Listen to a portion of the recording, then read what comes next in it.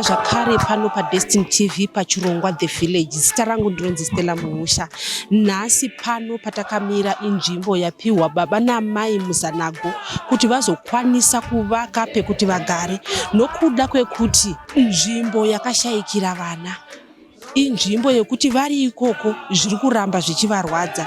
Tataura nababa namai muzanago avo vatenda chaizvo zvavaitirwa. Tanga rega nditende Mwari andisvitsawo pano ndanga ndisina tarisiro yekunge ndiri pano. Moyo wangu uri kufara zvakanyanya nekutendawo Honorable Mauka vandiwanisawo pekugara ndanga ndisingazvitarisire. Mumwoyo mangu manga makazara neshungu dzakanyanya. Nanhasi shungu dzangu ndikunzwa dziri kutapudzika nechinhu chikuru chavandiitira chandanga ndisiri kutarisira, asi Mwari havo vanoziva. Muchidimbu kubva ndichibereka mwana wangu mukuru anonzi Anopaishe, kubva gore randakamubereka 2021 upenyu hwaimbenge hwakatiomera kumashure kwese, asi kubva gore randakamubereka zvakati chinjei.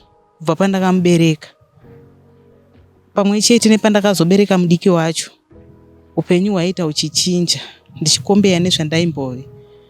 Saka ndiri kuona sekuti kuronga kwaMwari kwekuti vanga vakandipa vana ava panyika kuti vangosunungurawo upenyu hwangu. Ivo pachavo havana kumbofara panyika, vakangouyawo. Ndinongovafananidza naJesu kuti vakatambudzikira kuti upenyu hwangu husununguke. Saka handina mashoko akanyanya, asi ndinongoda kutendawo vakuru vehurumende vandibatsirawo. Zvichibva kuna President vaMnangagwa, ndinokutendai nemose muri pano vanotora nhau. Makandibatsira kubva zuva rekutanga randakashaya vana vangu kusvikira pakuvaradzika. Nevose mapoka aindibatsirawo pane zvokudya nekumira neni padambudziko iri kusvika pari nhasi. Ndinokutendai. Bedside Apostolic Church inotungamirirwa naBishop N Manango vakamira neni kubva mwana zuva randakamushaya musi wechitatu, musi wa1 neminamato kusvikira zuva ranhasi vaneni. Handigona hangu kukutendai, asi Mwari wekudenga vakuitirewo zvakanaka nerudo rwenyu rwamandiratidza. Ndichiti amen. Pamusoro vatungamiriri vehurumende vari panapa mose, Honorable Mauka, ndinotenda nemabasa ose amaita kusvika patimire nhasi. Ndichitendawo kakare Bishop wangu N Manango, vanova mutungamiriri weBedside Apostolic Church. Ndinovatendawo kubva pakutanga kushayikwa kwevana, sezvambotaura naMuprista Mandizadza kuti baba vanzwa shoko rekuti vana vashayikwa vakamhanya vakasvika panzvimbo. Havana kuzomirira kunzwa shoko renhamo kwete, vakamhanya tikapinda minamato tiri pakuwadzana church stand. Vari muchechi vakati kwete, munamato wedu hausi kufanira kuperera pano, ndoda kuenda kunopinda mumba mako tonoita munamato. Saka ndichataura muchidimbu panyaya iyi kuti kusvika vana vachizoshaya, Bishop vanga vari padhuze neni. Zvakandinyaradza, saka ndakazova nesimba ramakaona rekugona kuzoimbawo pamberi pevana vangu vachiradzikwa. Amen.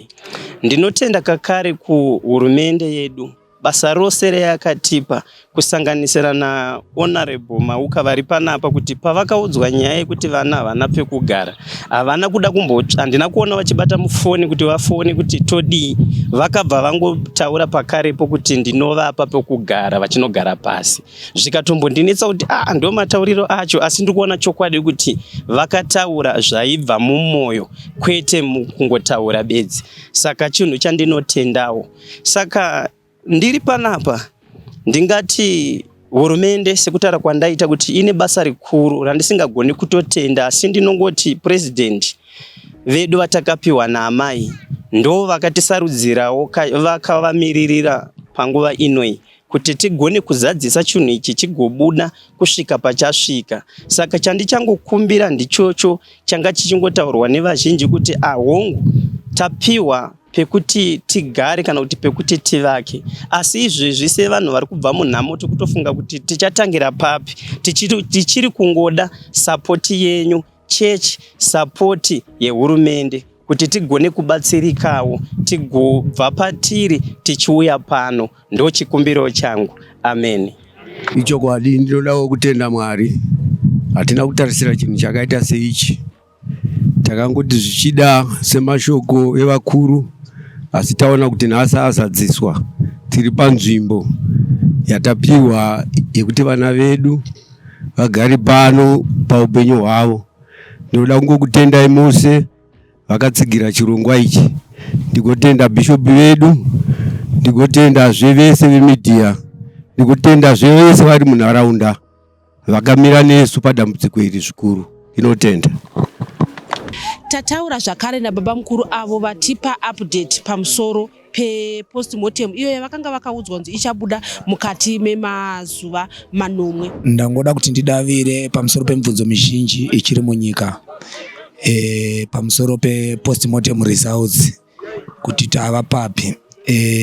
Kudivi redu seukama hatina information kana results atati tava nawo. Tichakangomirira kune vari kuita basa ravo nenguva yavanotarisira kuti vachakwanisa kutipawo. Ishungu dzedu kutarisira kuti timawane, takamatarira kwazvo nemoyo wese semamiriro akaitwa nenyika yese. Ndo mamiriro atakamaitawo. As we are speaking now, hatina chatatava nacho kuti tizive, hatina kana direction yekuti tizive kuti tichabva papi tichienda papi. Only what we know, vana takatora takaradzika. Hatina chimwe or any information yatati tava nayo, but we hope kuti vari kuita basa ravo uye vachatipa maresults kana nguva yacho ichinge yakwana. Chikumbiro chedu chengoti hatigoni kuvamhanyisa. In fact, ishuviro yedu kuti zviitike nokukasika, asi hatikwanise zvekare kuvamhanyisa. Secondly, ndinoda kunyanya kutenda kune vakaramba vakamira nesu mudambudziko iri. Handina kuona kumira kwevanhu. Zimbabwe yakamira nesu, vanhu vazhinji vakamira nesu, vachikwira nokudzika zuva nezuva, vachiuya kuzochema nesu vachitinyaradza. Chinhu ichocho ndinotenda Zimbabwe as a whole, ndinotenda vepedyo navanhu vose vachiri kumira nesu zvakanyanyisa. Thirdly, chikumbiro changu ndechekuti handizive vemutemo kuti vangatibatsire sei. Chimwe chingaramba chichitishungurudza ndechekuti motikari yakafira vana iri pedyo nepamba uye ichiripo. Kunyangwe tikanyaradzana, asi nguva dzaunopfuura nepo une zvinouya mupfungwa dzako, wotanga futi kufunga panyowani. Shuwiro yedu yanga iri yekuti dai zvaibvira yasudurutswa ipapo, yaendawo kune imwe nzvimbo yekuti tibude pamba takasununguka nekudzoka takasununguka. Even nharaunda inge igara yakasununguka, nekuti umwe nomwe angopfuura nepapa nomwe ndo mota iyaiya. Saka kuti tive nekusununguka nekunyanzwa kuti tanyaradzika uye nharaunda inzwa kuti zvishuwa tafurwa nemhepo pakaitikira chenda yekumbirawo, chaive chikumbiro changu kuti kana zvichibvira motikari ikwanise kusudurutswa ibviswa ipapo. Lastly, ndinoda kutenda zvakanyanyisisa hurumende yeZimbabwe kubva kuna His Excellency President Emerson Mnangagwa and his team kusvika kuna MP Mauka nechido chavo nemoyo wavo munyoro wekutinyaradza. Kana zvinhu zvichitaurika pakuvamba unongotaya kutaura kwevanhu vari kunyaradza vanhu. Asi nawo pandakamira panapa, moyo wangu wanzwisisa kuti hatisi kuchema tega, hatina kurwadziwa tega. Tine vakuru vatiri kuchema navo, uye kutinyaradza kwavo hakusi kuguma, vari kuramba vachienderera kumberi. Hurumende yedu ipfuurire mberi nekuitira chinhu ichi kuna vamwe vese vangange vari mumatambudziko. Ndinotenda zvikuru. Thank you. Vazhinji vatataura navo vatenda. Prophetess vabva kukwekwe vati ivo vakakonewa kuuya, asi vataura zvakasimba simba pamusoro pechechi, kuti chechi ive iyo inoita chakanaka kuti vanhu vaone ukuru hwaMwari.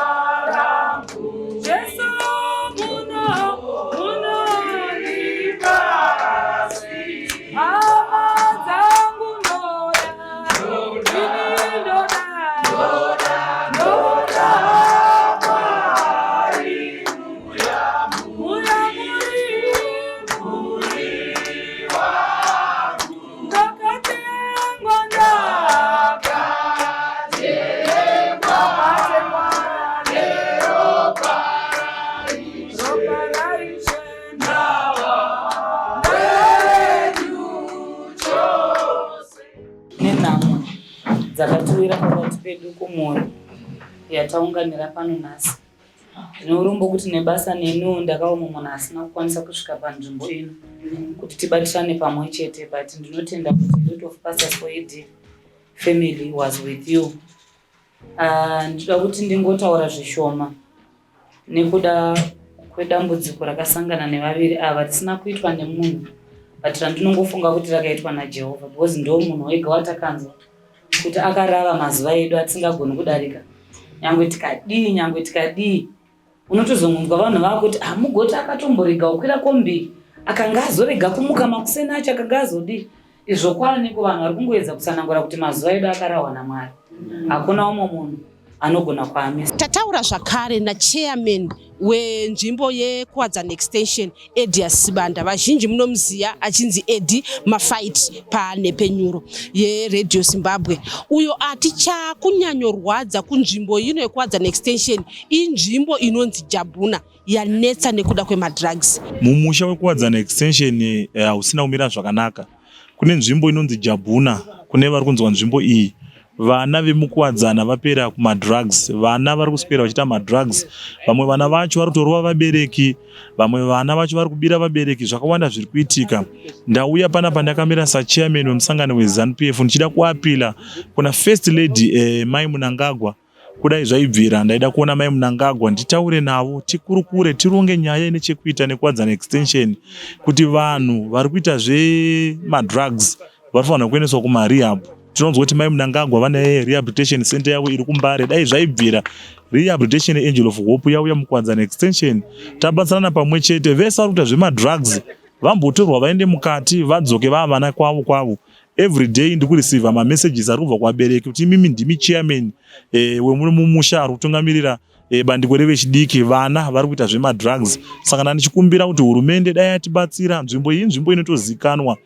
Chimwe chinotinetsawo ndechekuti mapurisa anombonzi asvika ipapo, asi unongoona munhu wacho anosupply madrugs anoramba aripo. Saka tizive kuti ari kuita catch and release vanhu vemadrugs ndiani. Saka tiri kuapila to the government, zvikuru sei kuna First Lady Mai Mnangagwa, tibatsirei muKuwadzana Extension, mushe muKuwadzana Extension washata nenyaya dzemadrugs. Vamwe vana havachitoendi kuchikoro, vamwe vana chevari maform 3 form 4 ukatowashaya vanoonekwa vari kuJabuna vachiita zvemadrugs. Ambori ani ari kusupply madrugs mumusha wemuKuwadzana. Government tibatsireiwo, nemapurisa ari kuita catch and release vanhu vari kuita nyaya dzemadrugs, tibatsirei vanhu. Tinongonzwa kuti mapurisa anga aripo asi bhesi ramba riripo rakatombopiswa iko zvine zvirakavakwa futi. Nemive media motibatsirawo kupfumurawo bhesi inonzi Jabuna ranetsa muKuwadzana Extension. Vatenda zvakanyanya vashamarari kuti vatori venhau.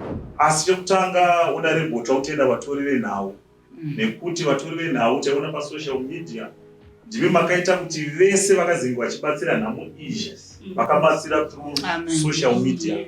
Havaitwa nevatori venhau. Dzimwe dzimwe vatori venhau vanhu vanotaura pasiripo zvichikuda zvisirizvo, asi donzvo revatori venhau ukatarisa mastories avo ainge ari ekutsvaga kuti chii chakaitika kuvana. Kunyange zvazvo kusvika pari zvino Mai Dongo vataura mashoko mahombe kuti pari zvinezvi watakanzwa ndiMwari. Hatina munhu watakaita sei watanditanzwa, asiwo tichingoona matawo kuti pane zvakaitika. Taikumbira kuti Mwari dai vatibatsira zvakaitika kuwadzana zvizikanwe. Hazvisi nyore makomreds, baba namai ava ndakavatarisa kana kuvanyaradza tiri vadiki. Ndikunzwa zvinoda Mwari.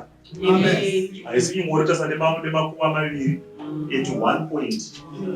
Kana kuna akazviita akaoma, kana akagara achigara mupisa ari mumba make, munamato wepasi rese. Nyaya iyi yakabuda chinokunzi kwenyika, vanhu vari kuchema nazvino, inoshungurudza. Asi hatinoda kuramba achitaura zvakawanda nezvayo nekuti tinomutsa mamwe maronda agara aripo.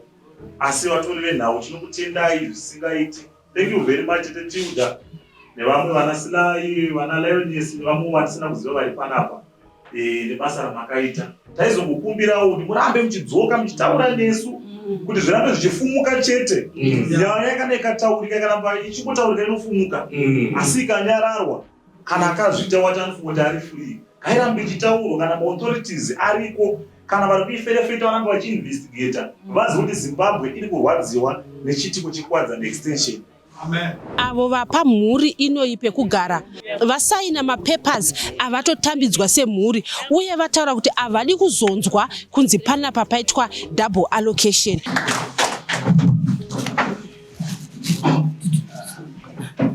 Garai basi. Pamusoro inangu handina mashoko akawanda. Chinhu chatinoda kuita basa. Kuti mashoko akawanda asifambe. Chekutanga ndoda kutenda vatori venhau vauya pano kubva musi watanga zviitiko zvese vachinesu nanhasi. Chechipiri ndoda kutaura kuti kana dziri nhau dzichitorwa ngadzitorwe chaizvo chaizvo. Nezvamawana zviri paground ngazviitwe chaizvo chaizvo nekuti tinokanganisa even ivo vacho vane dambudziko. Zvinovatorera nguva nekuti zvinenge zvabuda masocial media zvinenge zvisina ruramo yakanaka. Chechitatu ndoda kutenda president wangu Baba Mnangagwa. Ndo vakatidzidzisa, ndo tsoka dzavo dzatiri kutevera nekuti munhu wevanhu, nekuti mabasa mazhinji avari kuita ari kuonekwa nemunhu wese.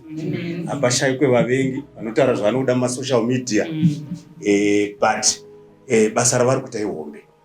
So pachiitiko chakaitika ichi chinhu chekuti chinorwadza, kuti ndakasvika pakubatikana chaizvo chaizvo kuti ko chii kuchakuitika mumusha muno.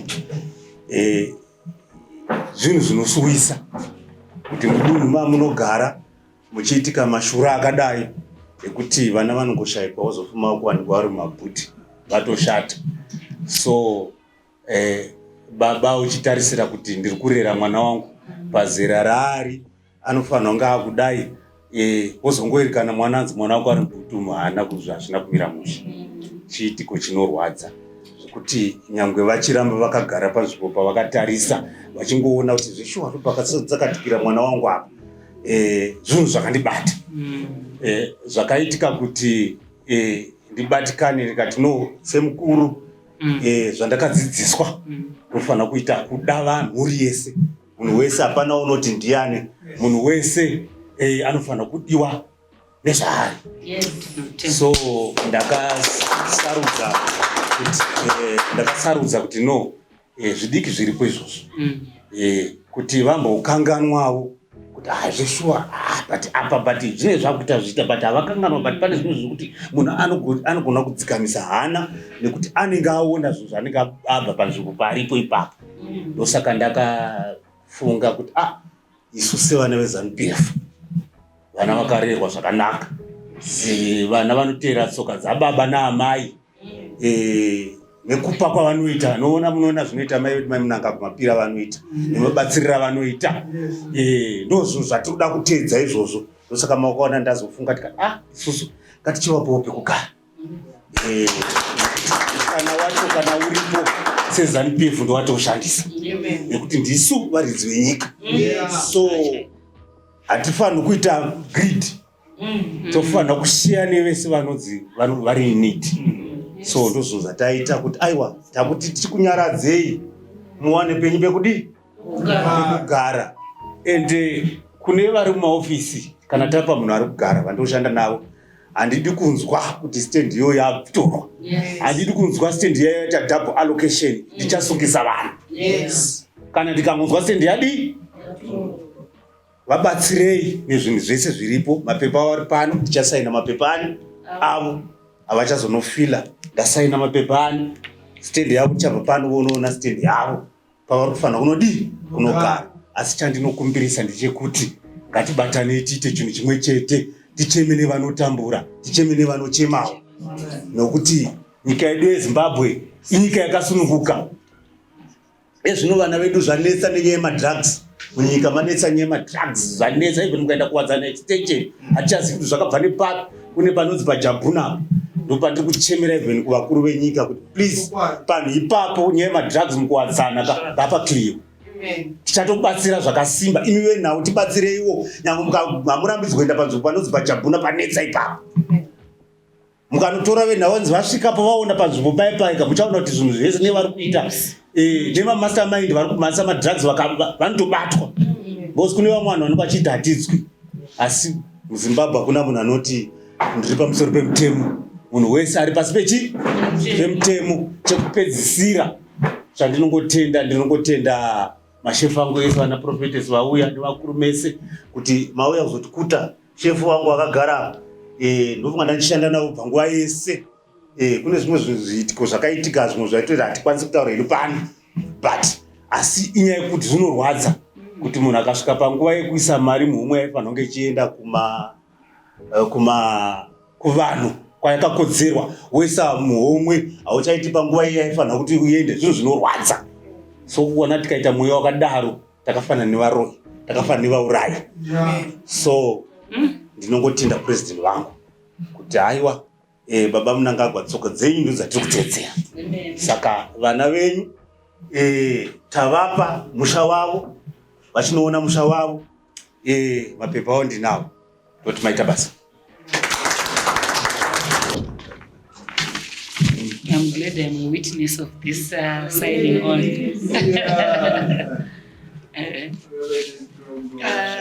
Tenda mnoma.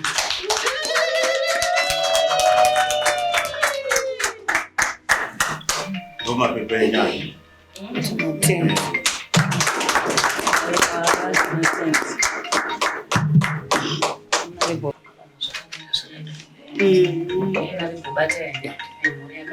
Yes.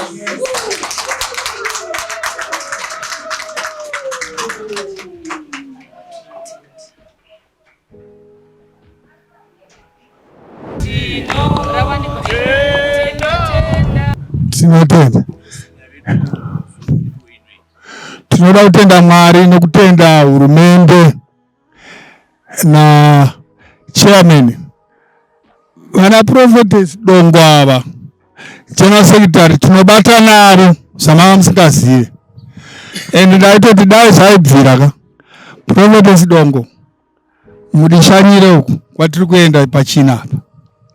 Ndoda kutenda honorable Mauka, pandakataura vanhu vakafungidzira kuti ndiri kujoka. Isusu vatungamiriri vedu kana vachisarudzwa vanosarudzwa naMwari. Sava Mnangagwa vakasarudzwa naMwari. Ndakatotemba kwavari ndichingotaura kuti vana vangu vari kuda stand. Havana kumbobvunza kana amai vakati ndinovapa. Pane vanhu vari kutiitira zvakanaka, general secretary nemi mese na chairman ndeve vemedia. Ndinoda ndakwanisa kutogwadama pasi ndaigwadama nokuti matiitira basa rakanaka. Regai ndingokuudzai tiriko kuya usisu panhamo. Pane vamwe vakavazikani makanganisa bishop vaisangoni musina kuti vari kutendoka ndevabva vakangouya ipo panhamo ipo pape vanhu vasati vanovigwa. Manext door madzimai akati tibate pamusoro. Ndoda kutenda vese vauya panapa. Chairman vakatiita zvakanaka nokuti chairman kuti zvinhu zvizobuda prophetess Dongo vakandibvunza kuti muri kupi baba vasati vadzika kundege saka ndatotumwa nehurumende. Vana general secretary vanga vari kupi vari kugorindira ndine important message. Taurai bishop kuti nhamo yedu yaitwa take over nani naMnangagwa. Saka ndinoda kutendai, kukutendai kokutendai special vana Tilda, basa renyu rakanaka. Please ndapota, please ndapota. Hapana panonzi apa ndamzwa general secretary achiti vamwe vakazoda kukota. Inini munda manga matosakura kare. Ndoda kukutendai vanangu, taitiwa chinhu chakanaka. Tisasiyane nehurumende yedu kana kuzongonyengedzwa tichienda kune vanomukira hurumende. Izvozvo haisi nyaya yakanaka. Muzita raJesu, amen. Tiwane hedu ngoni Baba wedu tinokutendai nguva yatawana yatapuwa nehurumende. Ndasangana nevakuru vezvemweya nevakuru veutongi vana Honorable Mauka nana Amai Muprisita nevamwe vese. Ndinokumbira kuti Mwari mutitungamirire uye mutikokerewo vangatibatsira kuvaka nzvimbo ino nyika inyadziswe. Satana anyare ngoni dzaiswa wedu Jesu. Rudo rwenyu Mwari kwadzala kwomweya zizofamba nesu murunyararo kudzamarara kwokusingaperi. Amen.